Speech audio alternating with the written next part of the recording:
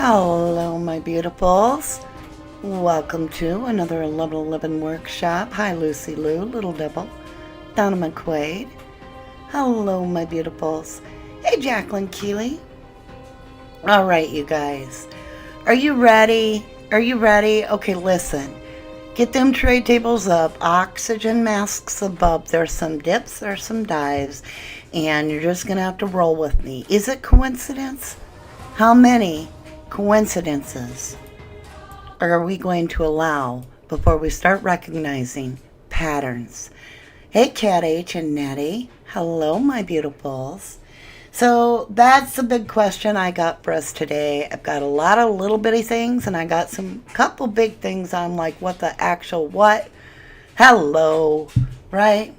We're going to do some chitting. We're going to do some chatting. And so with that, hey, Robin. Jill Elaine, hello, hello. Okay. Hey, Dog Mom, Sunday Fun Day. That's right. Buckle up, Buttercup. Okay, let's get into this. Now, we are in the middle of January, and we are going to be doing a drawing. And so you Starlights know, as well as this is for subscribers as well.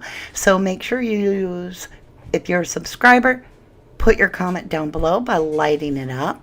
And that way I can choose the commenters and that are just watching.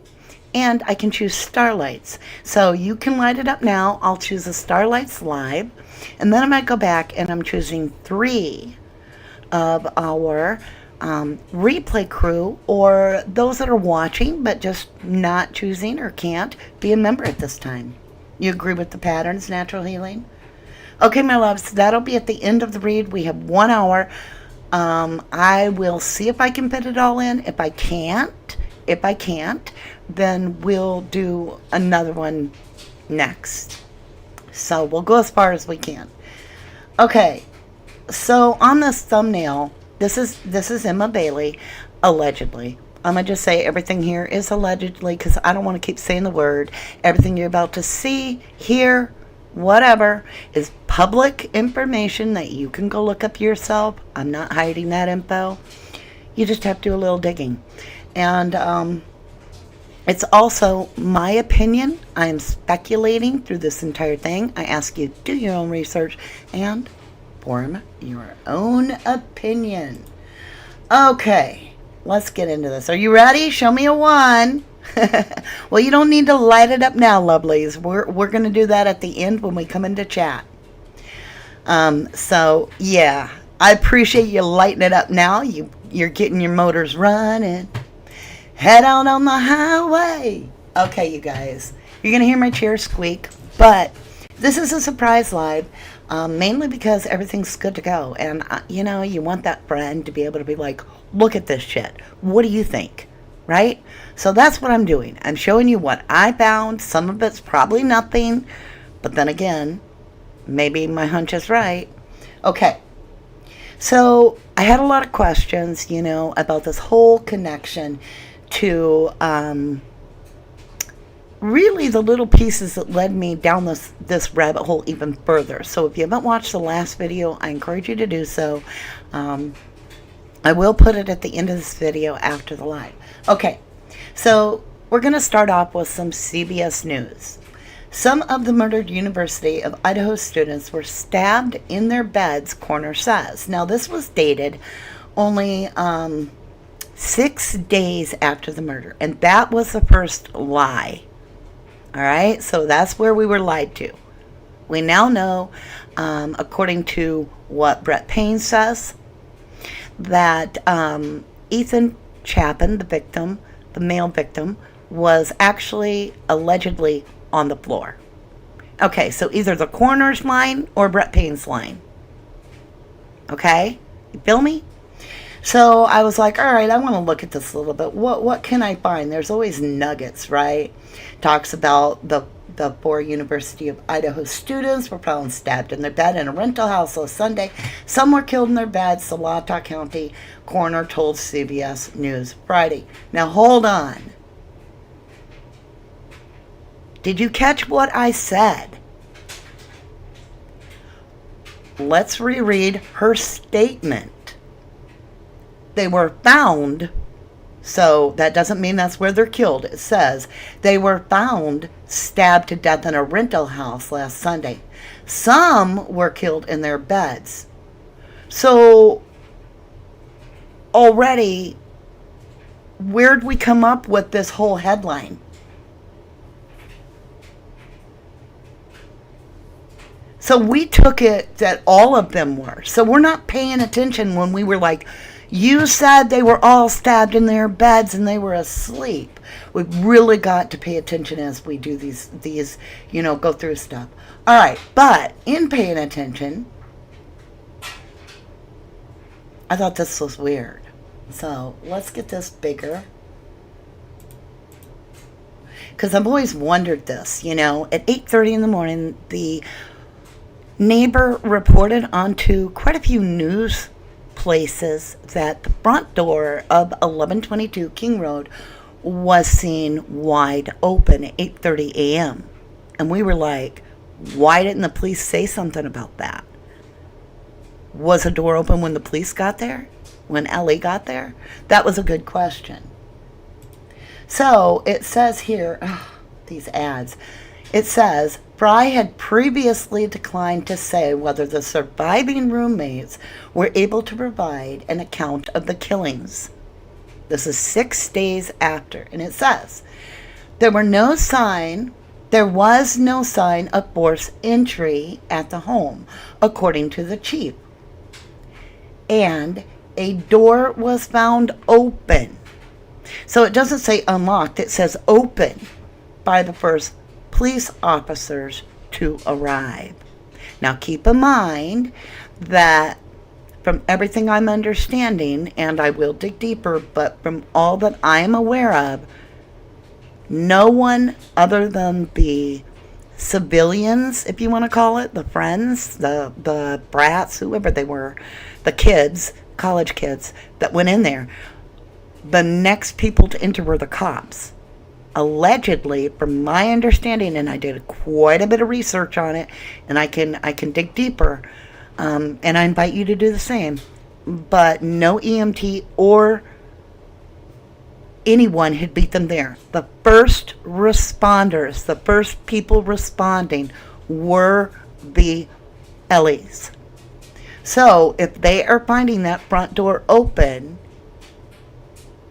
that almost would leave a person to believe or sum up or theorize or speculate that the door had been open at least from 8:30 until they got there. Okay. So I thought that was interesting. I want to make sure and clear that up for some of us.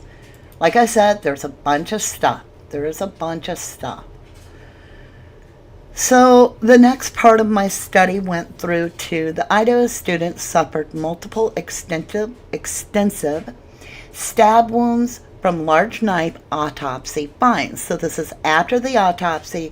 We're now looking at Friday the 18th, which, 6 days later.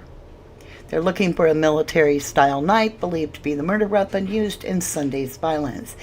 And this goes on and talks about the horrible attack and the multiple stab wounds. She also adds, or revealed, I like that word, revealed, right? That DNA samples have been collected from the crime scene. Well, we know that DNA samples were taken because we have 3 unidentified male samples that absolutely got dropped like a hot potato. They didn't care about anybody else, or they would have tested it. They cared about the one and only that they didn't actually have a sample of. They had to go look for. Let's not look at the ones that we've got right here and put them through the codex and find out who they are. Because why would they matter? We want the Pennsylvania boy, right? The Washington State boy. Him. Okay. Conjecture, right? Okay. But what really cinched it for me is, as I read on, Miss Mabbutt. Now I'm gonna say Mabbutt. So you can correct me all you want, but I would like to say Mab Butt, not Mabbit, okay? My personal preferences matter. So Miss Mabbit told NBC News that officials are now hoping that the autopsy finds can narrow down a timeline for what exactly happened inside the home, as well as the murder weapon used to carry out the slayings. The autopsies, this is Miss Mab Butt. She is the coroner. She's not a doctor. She's like a nurse with a law degree, but whatever. So she has to wait on the autopsies to come back. And she's got them, right? And she is saying the autopsies confirm the victims were killed early in the morning, sometime after 2 a.m., but still during the night. Okay. A car being in the vicinity, a vehicle in the vicinity, a light-colored sedan, something with no license plate, we have no idea who the driver, has driven through the area for something, right? And circled the house a couple times. But that, you're telling me, is going to hold up over ruling what the autopsy is saying? Because night is not 4 a.m. 3 a.m.'s pushing it, right? So it's like a 2 to 3-ish, which is what we were always told. And why were we told that up until they got Kohlberger? Because that's the autopsy says so. Right there, you're seeing it. The autopsy confirmed that the victims were killed early in the morning, sometime after 2 a.m., but still during the night. See? And you could be like, well, 4 a.m. is early in the morning. Yeah, she's a walking contradiction. But anyway, I wanted you to see that. It says it has been possible to determine from the injuries the order in which the four... It has not. Not. So the cops can't know more than the autopsy. It says it has not been possible to determine from the injuries the order in which the 4 victims were attacked, but officials are using other text messages and other technology to try to build up a timeline, she said. And then when you go read the PCA, it is texting. Right? Okay. Fine. But how do you know by technology who is texting? Who is using this technology? That's kind of a shaky way to decide if somebody is alive or not, is if somebody's on your phone or not. I think we're getting a little attached to our identity being a phone. I've heard people say things like, I'm ringing. I'm like, your phone's ringing. I don't know what you're talking about. Don't do that, you guys. You know, think about Brian Kohlberger. I have had multiple local people explain to me Pullman, Moscow is only like a walking path, a bike path apart. Okay?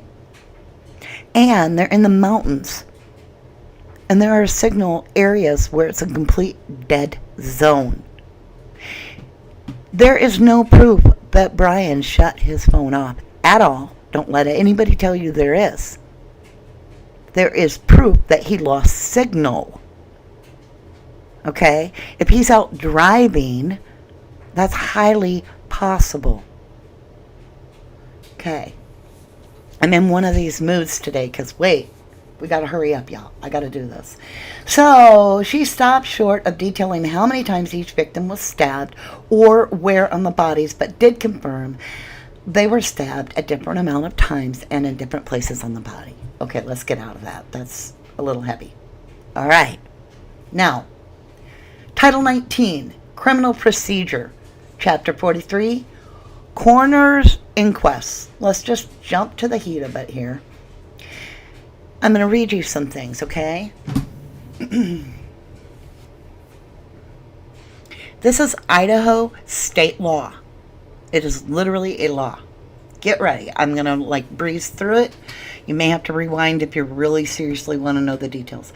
19-4301A, deaths to be reported to law enforcement officials and coroner. Number 1, where any death occurs, which would be subject to investigation by the coroner under Section 19-4301, subsection 1, Idaho Code, and the person who finds or has custody of the body shall promptly notify either the coroner, who shall notify the appropriate law enforcement agency, or the law enforcement officer or agency, which shall notify the coroner.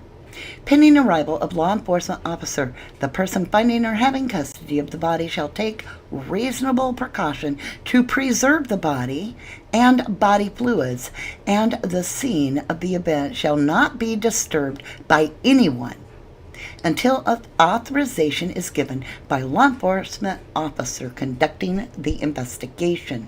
Number 2, except as otherwise provided in subsection 3 of this section, any person who fails to notify the coroner of the or a law enforcement pursuant to subsection 1 of this section shall be guilty of a misdemeanor and shall be punished by up to 1 year in the county jail, or by a fine not to exceed $1,000, or by both such imprisonment and fine.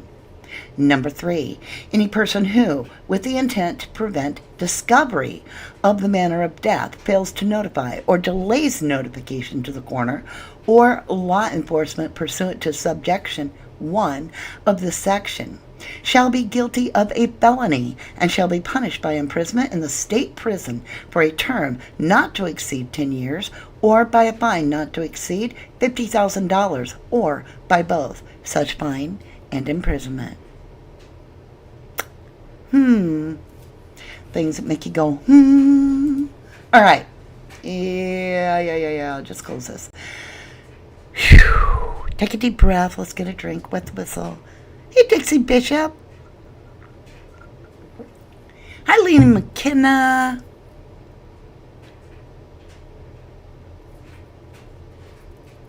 It does look like that hybrid cop car, Sherry.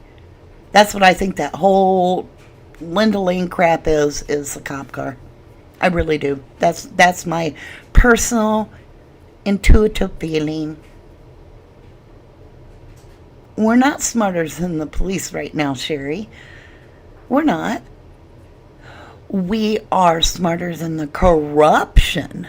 We are not going to fall for it. Fallon says, the text allegedly between DM and BF that were supposed to be made during unalivings actually made hours after unalivings to throw timeline off and give alibis to the actual attackers, in my opinion. Very, very important thought there. Possibilities, right? Hi, Jill. Hi, Jill Kendall. Hey, Royal Flush.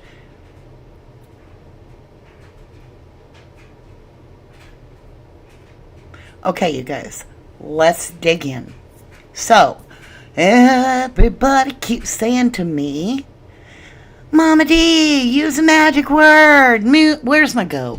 Use a magic word. Use a magic word. It's called change of venue. Come on, you guys. Help me here. I've explained to you. Nobody even addressed it. The judge just said no. Like it wasn't even asked. Prosecution, drop the ball. I'm sorry. Excuse me. Defendant, right? Why? Why wasn't that put in, Ann Taylor? Ann, dear, you're not thinking long term here, how quickly the pie is going to come back and hit you in the face. If you don't do your job right, your fame, you're going to be famous. Trust me. You don't do your job right, you will be famous. Okay. You might like, yeah, I don't think you'll like it, but here we go. Would Brian Kohlberger's murder trial stay in they said it's Latah, okay, in Latah County? What the experts say, February 18th, 2023. Well, here's the reasons you and I know that it should have a change of venue, okay? Brian Kohlberger won't be seen in court again until June, even after the appearance of preliminary hearing at Latah County Courthouse. It will be longer before a potential jury trial may form. The 28-year-old is accused of stabbing 4 University of Idaho students to death at an off-campus home in November. So, at the hearing, June 26, the prosecuting attorney is tasked with presenting evidence that shows there is probable cause to believe Kohlberger committed the crimes. Kohlberger faces 4 counts of felony first-degree murder and a felony burglary charge in the November 13th attack that took the lives of Madison Mogan, 21, of here you guys are going to have to tell me how to say it again. Corda Lane, Kaylee Gonsalves,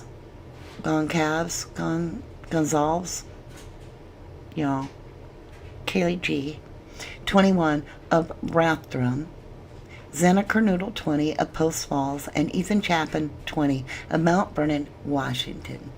If he pleads not guilty, the court will set a trial date. A few critical questions loom, including whether the trial would be moved to a different county.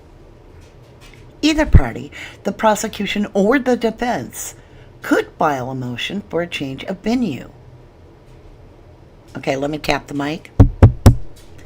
Either party, the prosecution or the defense, could file a motion for a change of venue. If granted, the change would transfer the trial to a county away from Moscow.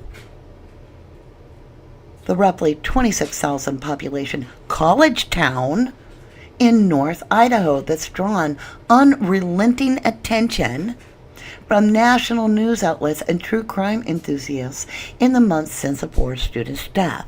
At this point, I don't give a crap your reason. He needs a change of venue. A change of venue, even if it's because the town is absolutely pissed off that this even happened and they want it over. They want the true crime enthusiasts out of their town, right? Anything to get the public out of there. Change the venue. Okay, here we go. Why move the trial? Let's find out.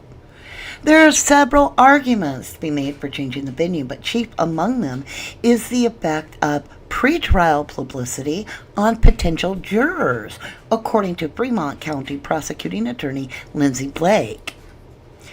In early 2021, Blake took over the prosecution of a high-profile criminal case against Lori Ballo Daybell and Chad Daybell, who are charged with multiple counts of first-degree murder and conspiracy to commit murder in the deaths of 2 of Lori's children and Chad Daybell's first wife, Tammy Daybell. Chad Daybell's lawyer requested a change of venue for the trial, arguing that substantial media attention would affect the county's ability to find a fair and unbiased jury in Fremont County in East Idaho. A judge granted the request, moving the trial to Ada County Courthouse in Boise. While the case is still under Fremont County's jurisdiction, the jurors will be from Ada County. The decision to move a trial is up to the judge, Blake said. Most often, she added, it's at the request of defense, not the prosecution. Each case is decided on an individual basis, Blake told the Idaho Statesman by phone. But a lot of the time they're looking at pretrial publicity. They feel they could get more of an impartial jury. The Idaho Supreme Court says a judge may change the location of the trial if there is a reason to believe an impartial trial can't be held in the county where the case is filed, or if the convenience of witnesses and the ends of justice would be promoted by the change. Could an impartial jury be found in Moscow? On December 28th, 2 days before Kohlberger's arrest, the Statesman interviewed Latah County prosecuting attorney Bill Thompson at his office in Moscow. When asked whether he thought an unbiased jury could be found in Latah County should the case come to trial, he seemed optimistic. Now remember, I'm not trying to somebody made a comment to me. They were like, so what? They all went to U of I. Okay. Well, U of I may or may not have allegedly, in my eyes, in my opinion, have a direct motive as to why Kohlberger would be found guilty as quick as possible.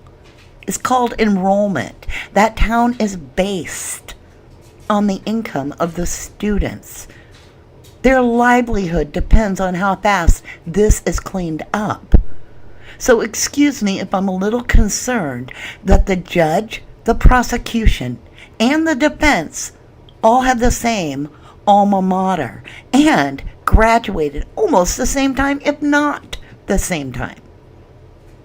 This could have been and may have been, and I'm highly suspicious that this is a frat attack that is fueled by some sort of connection to sports that the college may or may not, could or could not, allegedly be covering up. So when Bill Thompson, who graduated in 1980 from the University of Idaho, says, I don't see why we wouldn't, as long as there's not irresponsible dissemination of information, Thompson said. But yet, who's leaking shit? What a narcissist, in my humble opinion. Okay. All right. Let's continue. Yeah, I'm not going to be able to show you a third of what I found. We're going to have to get onto this. Okay, go read that. It goes. The answer is no change of venue for Kohlberg trial. The answer is no. It appears there will not be a change of venue for the trial of murder suspect Brian Kohlberger, according to the schedule filed by Latah County District Judge John Judge on Thursday. Who? Judge John Judge of U of I. Yes, 1984. Okay, the schedule says a jury trial is set to commence October 2nd in the Latah County Courthouse and will run until November 17th, which we know. Ann Taylor never said, hey, don't waive your right to a speedy trial. That's not a good idea. They could have you locked up in here and red tape till you're 900 years old. Don't waive your right to a speedy trial. But no, okay. Kohlberger faces 4 counts of first-degree murder and 1 count of burglary in the November stabbings of the university. We all know this. He faces death penalty and so forth. I just wanted you to know it's a no. Go. It will not be moved. A hearing on Kohlberger's motion to dismiss his grand jury indictment will be held, blah, blah, blah. Yeah, we're all past this. Okay. All pretrial, blah, blah, blah. Yeah, we're done. Read on if you would like. Let's get into the next thing. Are you ready? I feel like Mary Gallagher off of Saturday Night Live. I'm all nervous and sweaty. I'm like, I want to show you this. Because I'm like, oh my God, I'm not even a half hour into this. And I'm only 1, 2, 3, 4, 5 subjects into 32. So we may have to do this again. Like, I may have to come back tomorrow. Maybe that's good. Let us digest things. Let's keep going. Are you ready, Miss Jennifer McLappin? Del Kendall, you ready? Sherry Cross? Y'all ready? All right, here we go. Prosecutors disclose internal affairs investigation of officer involved in Idaho College murder case. Reread that. Prosecutors disclose internal affairs investigation of officer involved in Idaho College murders case. Let's look at this. Latah County prosecutors have disclosed an internal affairs investigation of a police officer involved in the case against the man accused of killing 4 University of Idaho students, according to the court documents filed on Monday. The investigation was disclosed as, brace yourself, you're about to find out what this means if you don't already know, disclosed as potential Brady Gigliano or Gigliano material. I think it's Gigliano. The court filing said a protective order was filed on Monday sealing the contents of the disclosure, which would not be released to the public unless authorized by the court, filing said. So what is all that about? Why is that important? Let's dig deeper. This is Fox News. Headline is Idaho prosecutor disclosing info about internal affairs investigation related to Officer on Kohlberger's case. This is March 29, 2023. Here we go. Latah County prosecutors notified a judge this week that they are disclosing potential Brady Gigliano material related to an officer involved in the investigation of Brian Kohlberger, the 28-year-old criminology PhD student accused of murdering 4 University of Idaho students last November. Now pay close attention. Put your trays in the upright. Oxygen masks above. We're ready for takeoff.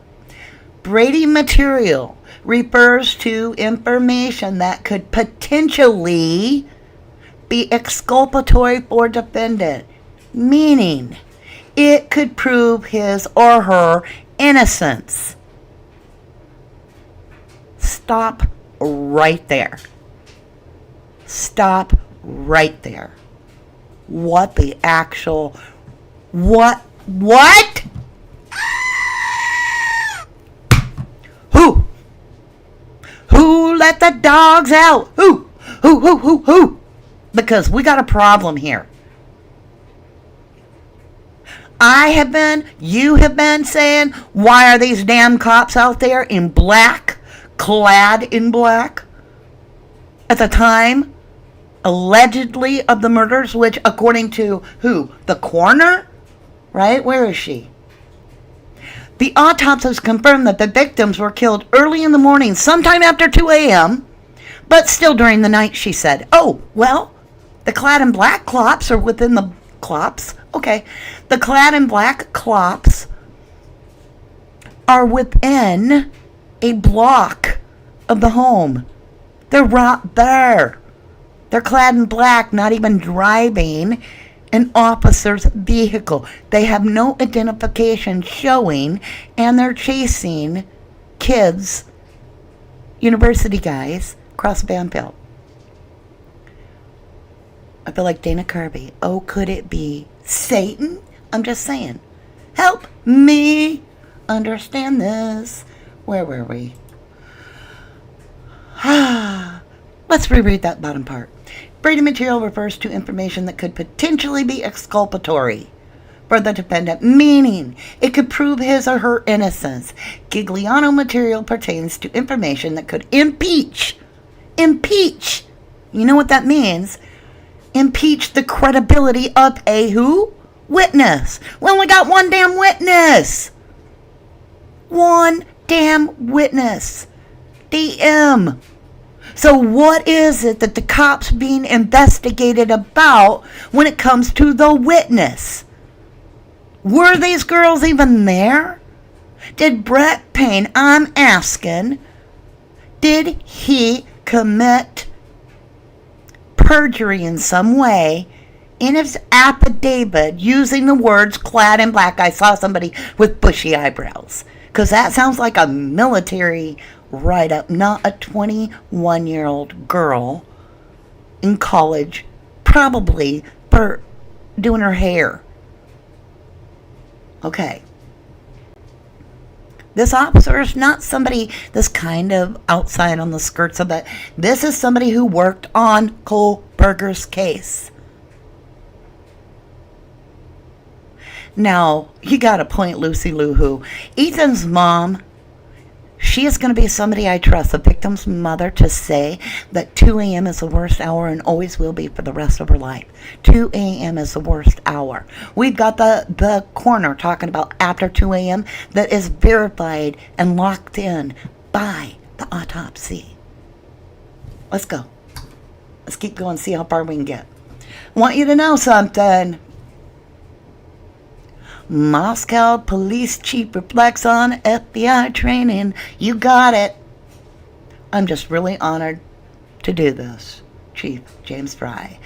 While Fry was in training program for 252 other chiefs from across the county, he endured over 12 highly academic courses, including criminology, psychology seminars, and wellness classes. But wellness stuck with him.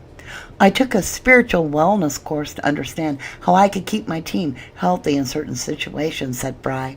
He connected the sudden interest with wellness to the physical test he had to complete called the Yellow Brick Road.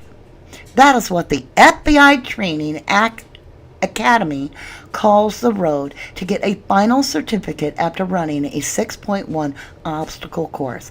After Fry ran down the Yellow Brick Road, the obstacles, he was awarded a certificate of completion, which proudly sits near his desk today. Upon returning home from the National Academy training, he met with other chiefs and found new ways to approach certain topics such as mental health and criminal routines. I found that this training connected me with others for future with perspective. We could talk about what works in Moscow, but maybe a different tactic works in Lebanon. Okay, so you got some FBI training and connections. Gotcha. All right. So here we go. I don't even know how fast I can do this. All right. Anybody notice anything in this picture? So this is actually the Idaho Sigma Chi, and this is scholarship night. Okay, it's a scholarship dinner, and I don't know if I can make this bigger, but we're going to zoom right back out because we're going to look at the comments too. Okay, the bigger I make it, the smaller the comments are, so we'll go the other way. Oh wow, how about that? Do you see my mouse? Do you see him? Do you see who this is? You got it. University President of Idaho, Scott Green. Right here is our beloved Ethan Chapin. Right there. Okay? Right here. He is getting a scholarship. Right? Now, let's look at the date on this. See when this occurred. All right, how do we get the date? November 8th, 2022. Are y'all hearing me? 5, count them, 1, 2, 3, 4, 5 days before the murder. Okay? You're like, so what? Oh, but wait. Look who comments. Now we can make it bigger and you can look at the writing. Look who commented. Now I'm not saying anything about it, but oh shoot, I made it too big, y'all. Hold on. Can't go that big. Here we go. That's as big as we can get it. Let's get down here. David Barocci commented, so smart.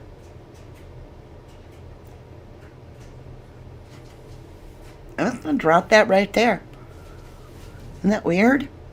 Like, there's not that many comments, you guys. We could read them all.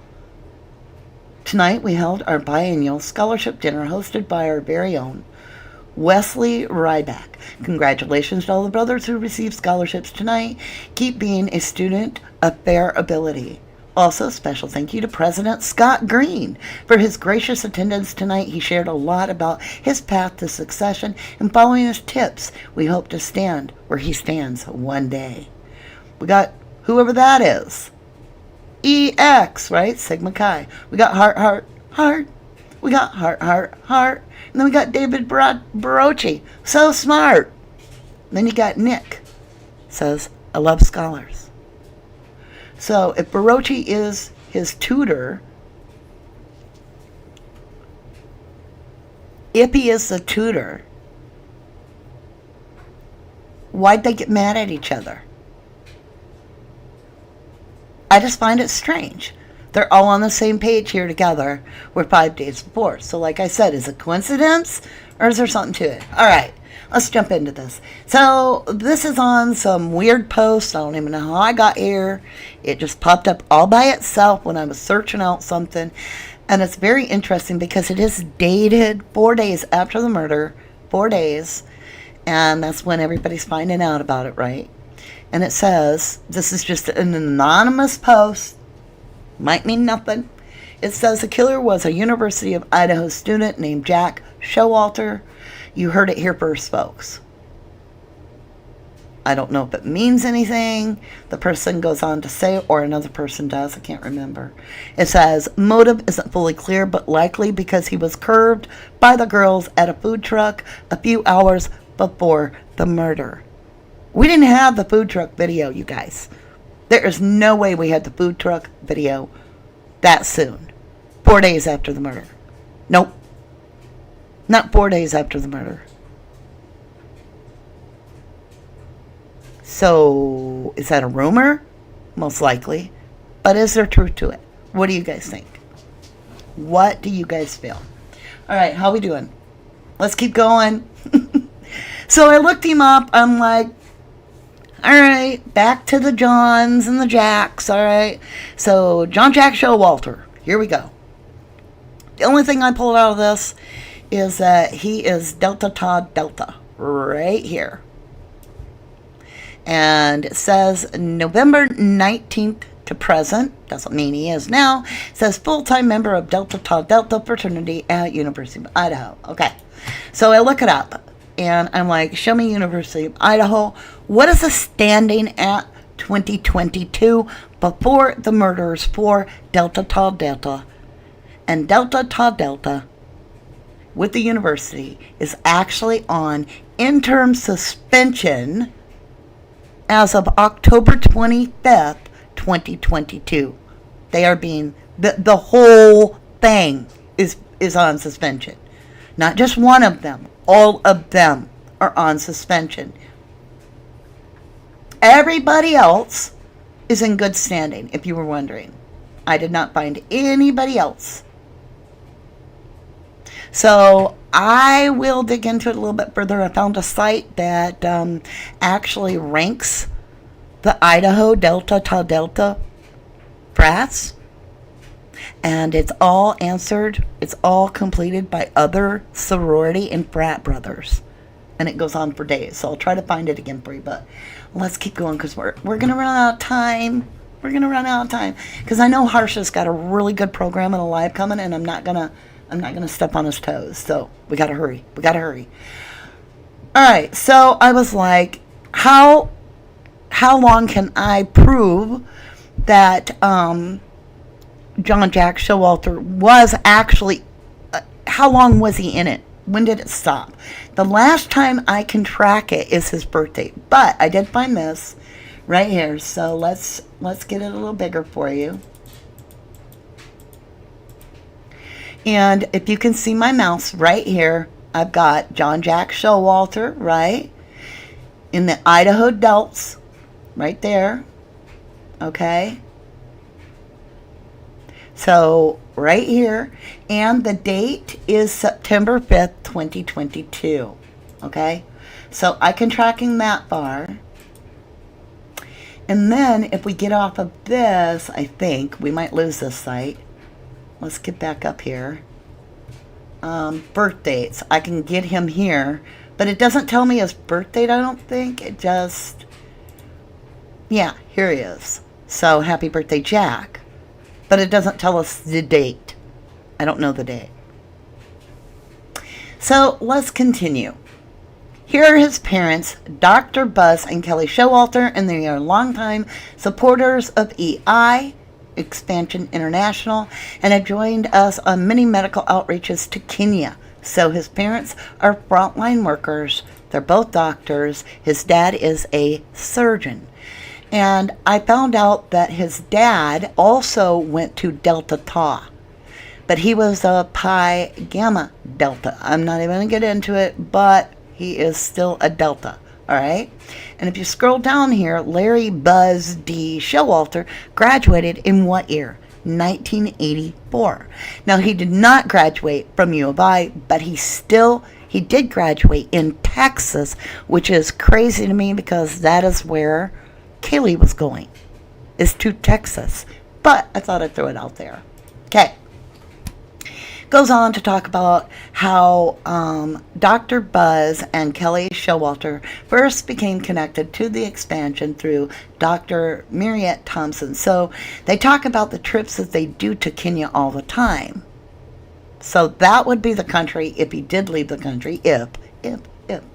Now, this is the mother's side of the family, and it does tell me, and it goes on about the Rogers clan. She was a Roger, was her maiden name.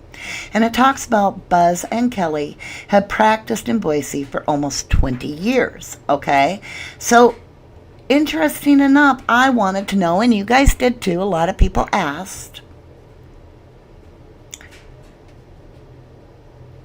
does he have any brothers or sisters?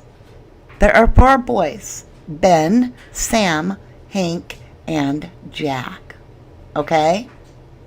So this is in the Fort Worth, which is the Texas area. This is where his mother is from. All right? Okay. Now, Jack John Showalter's sister allegedly went on with an exclusive interview in the New York Post. And she was wanting an apology because she was saying all this stuff. But she says, all of the people who falsely accused and dragged through the mud a chance to heal as well. I don't know, you guys.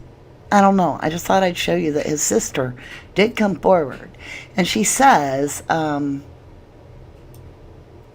this gets crazy. So, you know that interview where everybody's like, is Steve G saying share her alibi? She's got a good alibi? Or are they saying share the alibi?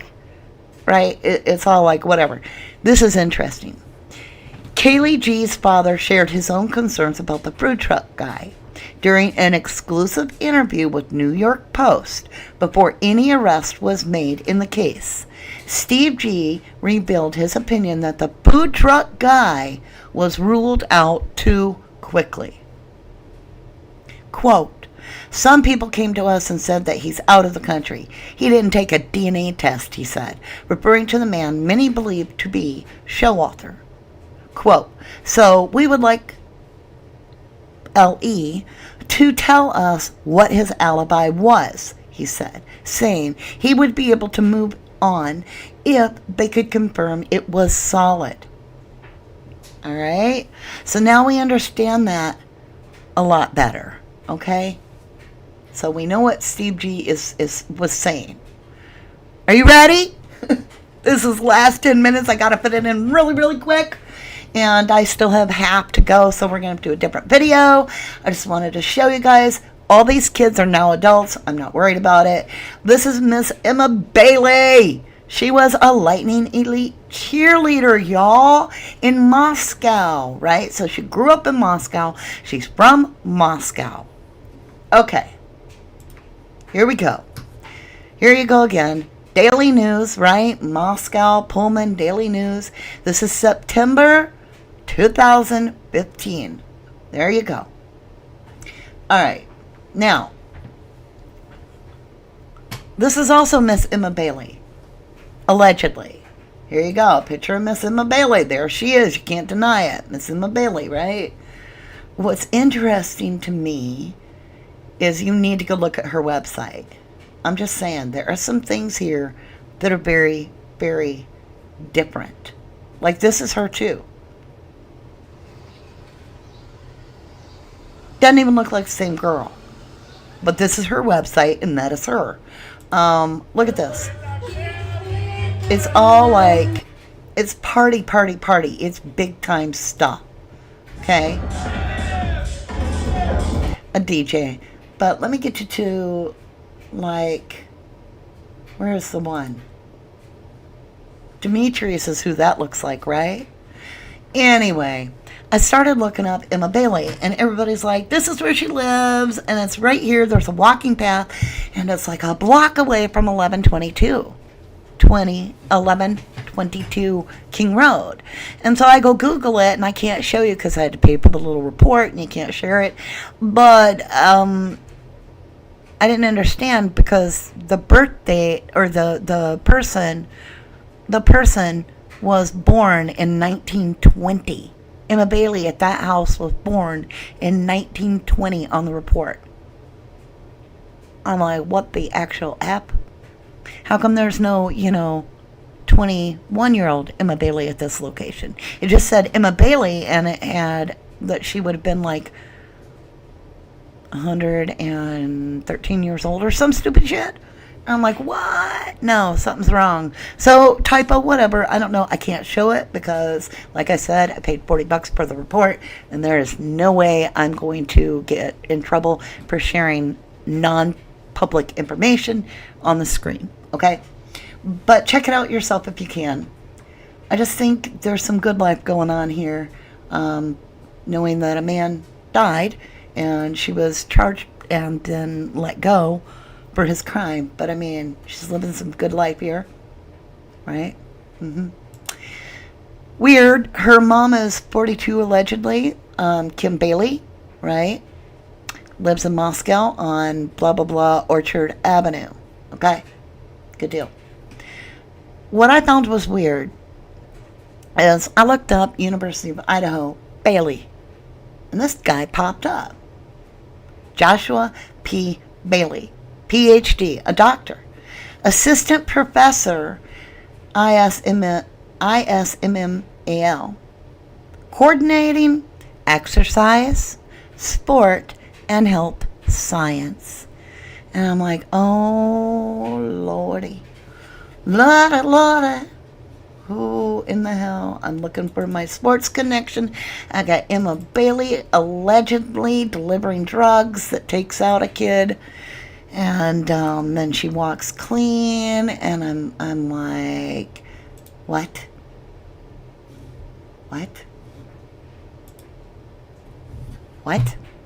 They look alike, you guys.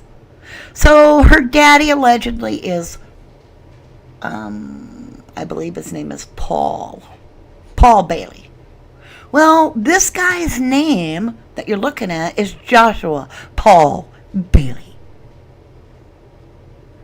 You tell me, coincidence? This guy is the doctor kind of dude that handles the sports, medicine, science for UW of Idaho. So, if they are connected like uncle or whatever, or daddy, who's your daddy, right? Sure the hell ain't Scott Green. All right, look over here. Look at this face. Look at him. Do you check the nose out? Look at them droopy eyes. Look at them teeth. I'm just saying. It's almost like I could put him in drag and I'd have Emma, in my opinion. Okay. That is what I have for you. I still have a ton more to go, such as this is interesting. His address is listed, and I'm not doxing him because it's on the public university website, 875 Perimeter Drive, Moscow, Idaho, 83844, which takes me to nowhere land. Literally, there's no house. Guess who else's address is that? Ready for a big boom? Mr. Green's son. So, y'all tell me, what is this mysterious 875 Perimeter Drive, Moscow, 83844? What is that? Because look, right here. See? Mailing address, right? Is there a post office there, y'all?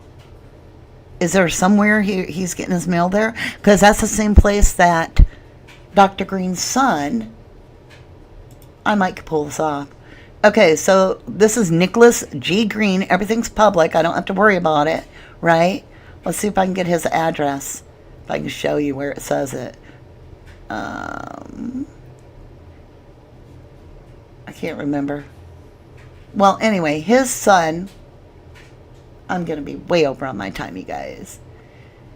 His son is... Where does it say it? I usually highlight it so that I don't have to look. I may have went deeper in and lost this page. His son is Nicholas. I don't know if it's been removed. It was in here. Personal life. Oh, I have it highlighted. Jeez. I need to get off here, you guys. Green and his wife, Gabriella, have 2 adult children, Nicholas and Christina. So, Nicholas Green, right? Okay. So then I go to Nicholas Green. I find him, what is he, 25 years old, Moscow, right? There he is. And somewhere it showed his address, and it's identical. It's at 875 blah, blah, blah. And it matches. Oh, and you can tell I'm on the right guy because it's Cummer Scott Green and Gabrielle Murray Green right there. Okay. I know I'm going like crazy. Where did I have it? Associated. I don't know, but it does. And I'm not going to dig into it. But both of them come up with 875 Perimeter Drive, Moscow, Indiana is getting their mail. So my question is, when I go here, it says gate 3. What is that? What is this? Look at this. Oh, it's... Why is this off? I may have found something else. Okay, I've got to get off here. Am I at the Bibby Dome or whatever?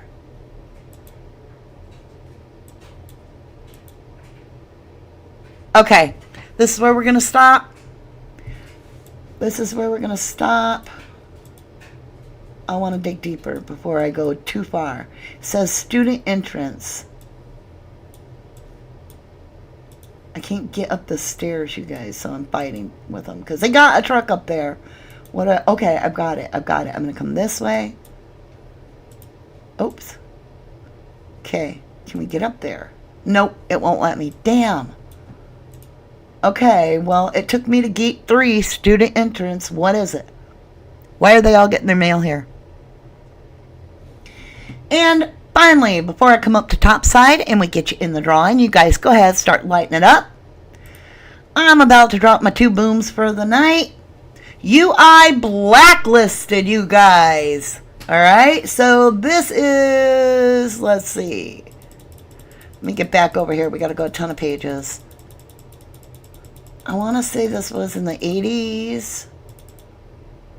This was like 85. Where is it? 84.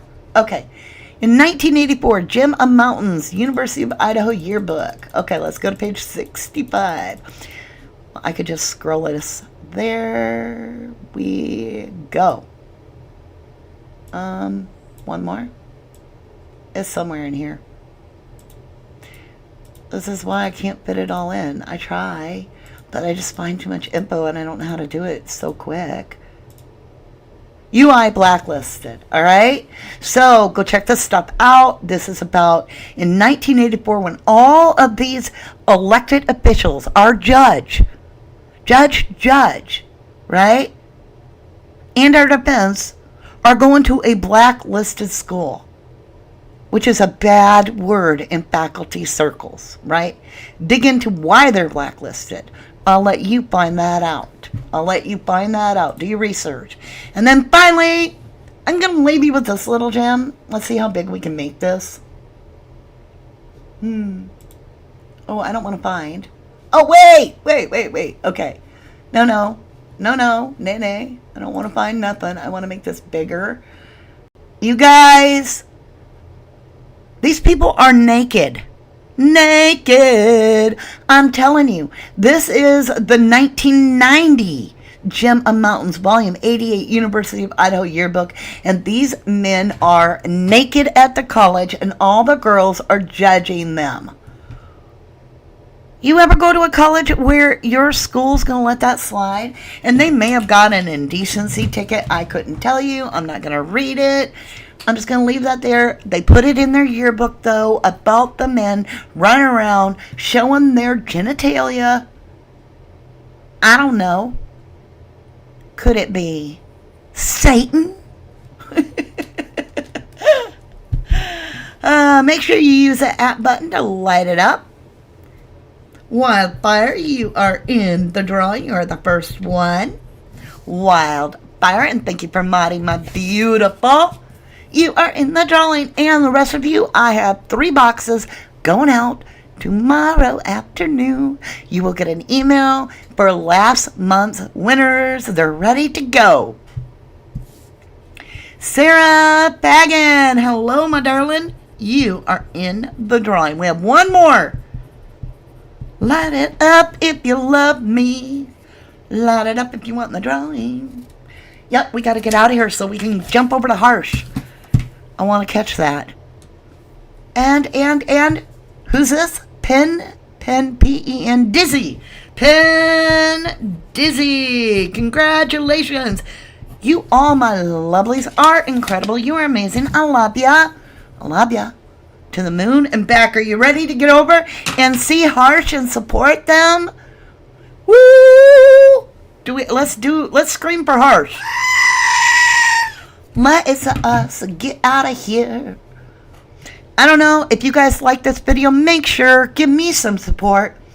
Show me some love. We have a ton of people here, and it would be fantastic if you hit the like button, share. You guys, did you know we hit 28,000 views on our last workshop video?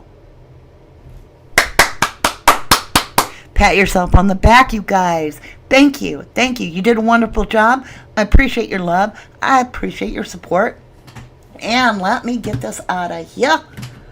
Let's get this off the screen. I can finally close it. Let's get our music going.